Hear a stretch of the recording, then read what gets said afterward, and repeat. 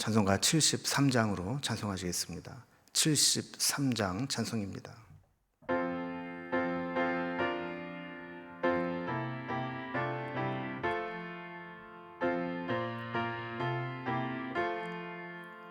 내 눈을 들어 두루 살피니 산악이라. 날 돕는 구원 어디서 오나 그 어디서. 하늘과 땅을 지은 여호와 날 도와주심 확실하도다. 주께서 나의 가는 곳마다 지키시며 졸지도 않고 깨어 계셔서 늘 지키네. 이스라엘을 지키시느니 쉬지도 않고 살펴주시네. 여호와 나의 보호자시니 늘 지키며 오른팔 들어 보호하시고 그늘 되네. 낮에는 해가 상치 못하며 또 밤에 달이 해치 못하네. 여호와 나의 영혼 지키사 돌보시며 내 모든 죄를 사해 주시고 늘 지키네. 이제로부터 영원 무궁히 주 나의 출입 지켜주시리. 아멘. 아멘. 오늘 함께 나눌 하나님 말씀은 구약성경 시편 65편 1절에서 13절까지 말씀입니다. 시편 65편 1절에서 13절까지 구약성경 846면에 있습니다. 이 말씀을 제가 봉독하겠습니다. 하나님이여, 찬송이 시온에서 주를 기다리오며 사람이 서원을 주께 이행하리이다. 기도를 들으시는 주여, 모든 육체가 주께 나아오리이다. 죄악이 나를 이겼사오니 우리의 허물을 주께서 사하시리이다. 주께서 택하시고 가까이 오게 하사 주의 뜰에 살게 하신 사람은 복이 있나이다. 우리가 주의 집 곧 주의 성전의 아름다움으로 만족하리이다. 우리 구원의 하나님이시여, 땅의 모든 끝과 먼 바다에 있는 자가 의지할 주께서 의를 따라 엄유하신 일로 우리에게 응답하시리이다. 주는 주의 힘으로 산을 세우시며 권능으로 띠를 띠시며 바다의 설렘과 물결의 흔들림과 만민의 소요까지 진정하시나이다. 땅끝에 사는 자가 주의 징조를 두려워하나이다. 주께서 아침 되는 것과 저녁 되는 것을 즐거워하게 하시며 땅을 돌보사 물을 대어 심히 윤택하게 하시며 하나님의 강에 물이 가득하게 하시고 이같이 땅을 예비하신 후에 그들에게 곡식을 주시나이다. 주께서 밭고랑에 물을 넉넉히 대사 그 이랑을 평평하게 하시며 또 단비로 부드럽게 하시고 그 싹에 복을 주시나이다. 주의 은택으로 한 해를 관 씌우시니 주의 길에는 기름방울이 떨어지며 들의 초장에도 떨어지니 작은 산들이 기쁨으로 띠를 띠었나이다. 초장은 양떼로 옷 입었고 골짜기는 곡식으로 덮였음에 그들이 다 즐거이 외치고 또 노래하나이다. 아멘. 우리가 살아가는 모든 일에는 순서가 있습니다. 그래서 순서대로 잘하면 일이 어려움 없이 술술 잘 풀려가지만 이 순서가 한번 꼬이고 어긋나게 되면 하는 일마다 뒤죽박죽 되면서 일이 복잡하게 되죠. 영적인 부분도 마찬가지입니다. 우리가 영적인 원리대로 하나님이 정해주신 영적인 순서대로 하게 되면 모든 것이 순적하게 하나님의 은혜를 입고 또 우리가 문제가 있어도 잘 해결이 되지만 이 영적인 원리를 무시하고 자기 마음대로 막 하다 보면 이것도 저것도 아니고 결국 힘만 드는 경우가 있게 됩니다. 시편 65편은 다윗이 하나님께 은혜를 입고 문제를 해결하기 위해서 하나님께 나아가는데 어떻게 하나님께 나아가야 될까? 하나님께 나아가는 영적인 원리를 알고 그 원리대로 하나님께 나아가려고 애쓰는 것을 고백해 놓은 시입니다. 그 원리들이 어떤 것들이 있는지 오늘 본문을 통해서 살펴보겠습니다.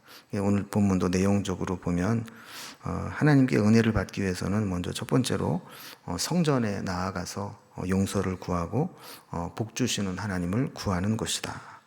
두 번째는 창조와 역사에 나타난 하나님의 구원을 찬양하고 고백하는 것이다.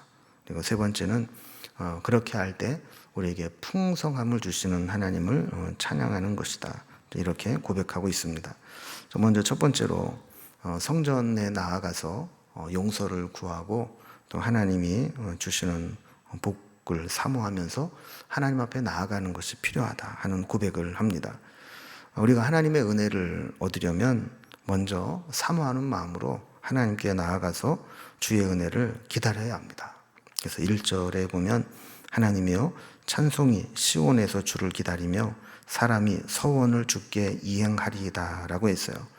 여기에서 찬송이 시온에서 주를 기다린다라고 하는 것은 하나님의 백성이 찬송할 수 있는 상황이 되도록 하나님의 성전에 나와서 기다린다는 겁니다. 그 성전에서 아멘할 준비가 되어 있고 은혜 받을 준비가 다 되어 있다는 것이죠. 그래서 은혜 받는 사람들을 보면 벌써 그 마음 자세가 다르고 하나님 앞에 나올 때 그 마음에 준비한 것들이 다른 것들을 보게 됩니다. 여러분, 우리는 하나님 앞에 나아갈 때 어떤 마음으로 나아가는지, 하나님의 은혜를 구하면서 하나님 앞에 나아가서 기다리고 서원을 이행하면서 나갈 준비가 되어 있는지, 이런 부분을 우리가 늘 점검하면서 하나님 앞에 나아갈 필요가 있습니다. 그래서 1절 뒷부분에 보면 사람이 서원을 주께 이행하리이다 그랬어요. 하나님 앞에 나와서 하나님 은혜를 구하려고 딱 기다리다 보니까 다윗이 갑자기 머릿속에 스치고 지나가는 게 있어요. 그게 뭐냐면 하나님 앞에 서원을 했는데 서원을 이행하지 않은 것들이 있다는 것을 깨달은 겁니다. 여러분, 사람이 서원을 하지만 이 상황이 바뀌면 마음도 바뀔 때가 있어요. 우리는 특별한 이제 상황이나 계기가 되면 서원을 하지 않습니까?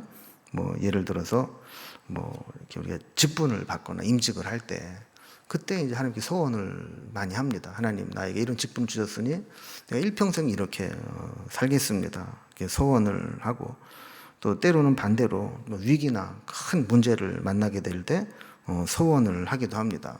하나님, 이 문제만 해결시켜 주시면 제가 이렇게 살겠습니다. 이렇게 서원을 하기도 하죠. 자, 그런데 우리는 뭐 화장실 들어갈 때 다르고 나올 때 다르다고, 뭐 급할 때 막 은혜 받았을 때는 막 서원도 하지만 이게 딱 한 순간 넘기고 나면 서원한 것을 잊어버리고 언제 그랬냐는 듯이 살 때가 많습니다. 여러분, 혹시 처음 임직할 때 그때의 그 서원, 그때의 그 마음 여전히 지키고 계십니까? 또 여러분들이 정말 힘들고 어려울 때 기도했던 내용들 그거 다 지키고 계십니까? 우리가 이제 평소에는 잊어버리고 살지만 하나님이 은혜를 주시고 성령께서 감동을 주시면 그런 것들이 다 기억날 때가 있어요. 그때 하나님께 했던 서원을 내가 이행하겠습니다. 다시 이렇게 고백하게 된다는 겁니다. 또 2절과 3절을 보면 우리 가운데 해결되지 않은 죄의 문제도 해결하겠습니다. 이렇게 하나님께 나간다는 겁니다. 그래서 말씀을 보면 기도를 들으시는 주여 모든 육체가 주께 나아오리다. 죄악이 나를 이겼사오니 우리의 허물을 주께서 사하시리이다. 그랬어요. 그럼 사실 하나님의 은혜를 가로막는 최대의 걸림돌은 우리의 죄악입니다. 그래서 이 죄의 문제를 해결하지 않으면 하나님의 은혜의 통로가 막혀 있을 때가 있어요. 사실 우리가 죄의 문제는 해결하지 않고 그대로 두면서 힘든 상황에서만 빠져나오고 은혜만 받겠다 하는 것은 욕심이죠. 그럼 사실 우리 눈에는 보이지 않지만 수많은 병균이나 바이러스나 이런 것들이 우리 몸에 들어오면 그런 것들이 우리를 막 힘들게 하고 이상 증상을 일으키고 통증을 유발하게 되는 거죠. 그러니까 겉에만 열심히 씻고 소독한다고 되는 게 아니라 우리 안에 있는 것들을 해결해야 되듯이 우리도 우리 내면에 깊이 뿌리내리고 있는 이 죄의 문제를 해결하지 않으면 막혔던 은혜를 회복하기가 어렵다는 거예요. 여기 보면 재밌는 표현이 있어요. 죄악이 나를 이겼사오니. 그러니까 시인은 이 죄에 넘어가지 않으려고 막 치열하게 싸웠던 것 같습니다. 그런데 어느 순간에 믿음을 포기하고 죄에 넘어가고 유혹에 넘어갔던 경험이 있었던 것 같아요. 자, 그런 상황 가운데서 하나님 앞에 그 죄의 문제를 고백하면서 해결함을 받고자 했던 거죠. 4절에서도 성전에 올라가서 하나님 앞에 나아가 은혜 받기를 원하는 고백을 드립니다. 4절에 보면 주께서 택하시고 가까이 오게 하사 주의 뜰에 살게 하신 사람은 복이 있나이다. 우리가 주의 집 곧 주의 성전의 아름다움으로 만족하리이다. 그랬습니다. 그러면 은혜 받는 사람을 보면 주의 성전에 나오는 것 자체가 은혜이고 만족입니다. 은혜 받는 자리에 나올 수 있는 것만으로도 만족합니다. 주의 전에 나와서 하나님을 만나면 은혜를 받게 되고 은혜를 받으면 모든 것은 저절로 해결되기 때문에 그렇습니다. 그래서 우리가 하나님 앞에 나올 때 늘 이런 사모함, 갈급함, 은혜 받기를 원하는 마음, 이런 마음으로 하나님 앞에 서는 것이 중요합니다. 두 번째 단락에서 다윗이 고백한 것은 하나님이 이 땅을 창조하셨고 또 운행하시는 하나님의 역사에 대한 하나님의 구원을 찬양하는 겁니다. 그러면 성전에 나올 수 있는 것은 은혜죠. 축복이죠. 그러나 때로는 성전에 나올 수 없는 상황에 처할 때도 있어요.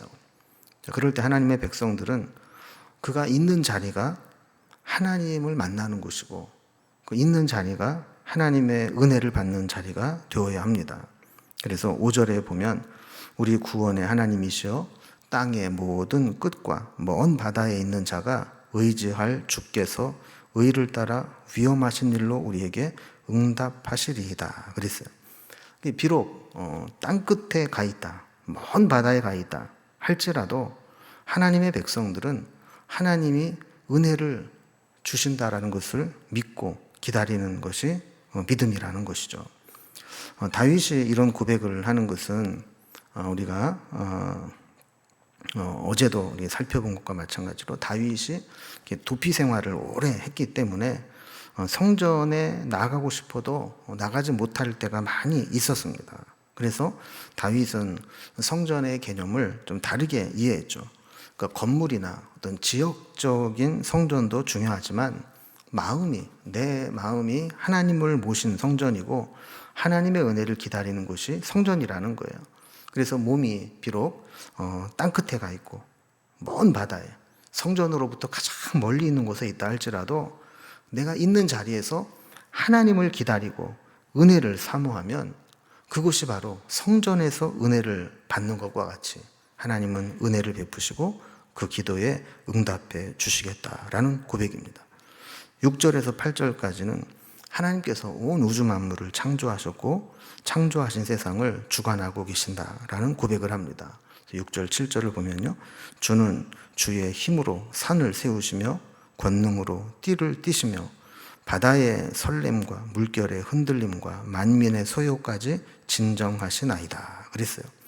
그 산도 바다도 하나님이 다 지으셨고 그 산과 바다의 모든 움직임들까지도 하나님이 보존하시고 또 주관하시는 분이라는 겁니다. 8절도 마찬가지입니다. 땅끝에 사는 자가 주의 징조를 두려워하나이다. 주께서 아침이 되는 것과 저녁이 되는 것을 즐거워하게 하시며 그랬어요. 여러분, 세상에는 사실 혼란스럽고 복잡한 일들이 많습니다. 그러나 하나님이 하시는 일은 아침이 되고 저녁이 되는 매일매일의 일과가 늘 일정하고 안정되게 반복되는 것과 마찬가지로 하나님께서 우리를 만나주시고 은혜를 베푸시고 우리와 함께 하시는 일들은 그렇게 늘 일정하게 되는 것을 통해서 우리가 그것을 바라보면서 즐거움으로 하나님이 하시는 일을 찬양하게 하신다라는 고백을 하고 있습니다. 자, 그러면서 이렇게 하나님의 은혜를 사모하고 하나님 전에 나아가서 기다리고 우리의 죄의 문제를 해결하고 서원한 것을 갚고 하나님을 기다리는 자에게 하나님이 풍성함을 주신다. 그래서 마지막 세 번째로는 그런 자들에게 풍성함을 주시는 하나님에 대한 고백을 하게 됩니다. 자, 하나님은 은혜를 구하는 자들에게 풍성함을 주시는데 우리가 이 세상을 살아가면서 풍성함을 누리는 것 다 하나님의 은혜의 덕분이라는 것을 우리가 깨닫게 됩니다. 9절에서 10절을 보면요, 땅을 돌보사 물을 대어 심히 윤택하게 하시며 하나님의 강에 물이 가득하게 하시고 이같이 땅을 예비하신 후에 그들에게 곡식을 주시나이다. 주께서 밭고랑에 물을 넉넉히 대사 그 이랑을 평평하게 하시며 또 단비로 부드럽게 하시고 그 싹에 복을 주시나이다.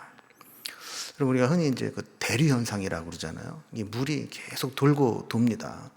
그래서 비가 내려서 땅을 적시고 농사를 짓고 풍요롭게 한 후에는 다시 또 수증기가 돼서 증발해서 구름으로 모였다가 다시 또 비가 내리고 하는 일들을 하나님이 계속해서 일정하게 이루어지게 하신다는 거예요. 그럼 농사를 짓는 분들의 이야기를 들으면 사실 농사는 사람의 노력만으로 짓는 게 아니라 하늘이 도와주셔야 된다는 것을 깨닫게 됩니다. 우리가 아무리 열심히 노력을 해도 하늘이 도와주지 않고 기후가 받쳐주지 않으면 그의 농사는 헛것이 되고 맙니다. 하나님이 땅을 돌보시고 물을 대서 윤택하게 하시고 강에 물이 가득하게 하시고 밭고랑까지 물을 넉넉하게 될 수 있게 하는 은혜를 베푸셔야 이 풍성한 결실을 거두게 되는 것이죠. 그래서 11절 이하에 보면 하나님이 베푸시는 은혜를 아주 시적으로 이렇게 묘사를 해요. 그래서 11절에서 13절을 보면 주의 은택으로 한 해를 관 씌우시니 주의 길에는 기름방울이 떨어지며 주의 초장에도 떨어지니 작은 산들이 기쁨으로 띠를 띄었나이다. 초장에는 양떼로 옷 입었고 골짜기에는 곡식으로 덮였음에 그들이 다 즐거이 외치고 또 노래하나이다. 그러니까 사람을 이렇게 가꾸다 그럴까요? 가꾸다 보면 머리에 관도 씌우고 또 기름 부어서 향기롭게도 하고 또 띠를 띄우기도 하고 그래서 액세서리 같은 것들을 하면서 그 사람을 멋지게 만드는 것과 마찬가지로 하나님께서 주의 은택으로 한 해를 관 씌우신다.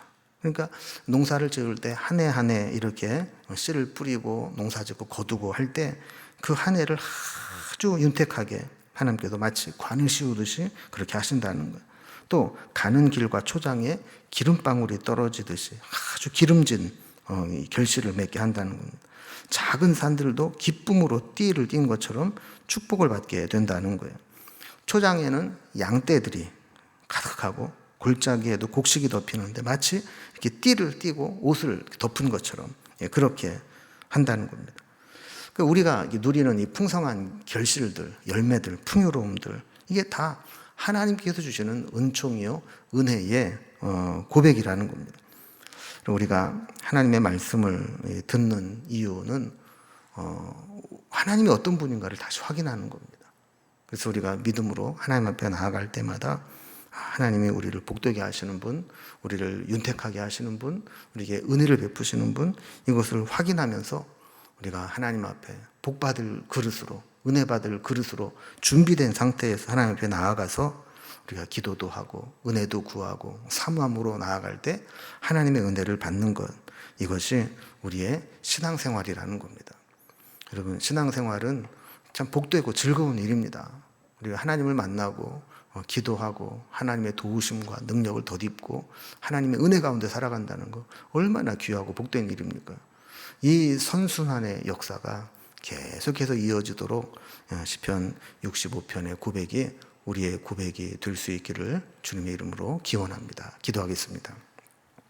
하나님 아버지, 하나님 백성들이 하나님의 은혜를 사모하며 주의 성전에 나아가서 주님 앞에 나아가서 또 있는 자리를 성전 삼고 하나님의 은혜를 구하게 될 때 하나님이 베풀어 주시는 풍성함을 누리며 우리가 하나님의 은혜에 감격하며 감사하며 살아갈 수 있는 길을 오늘 다윗의 고백을 통해서 깨닫게 해주시니 감사합니다.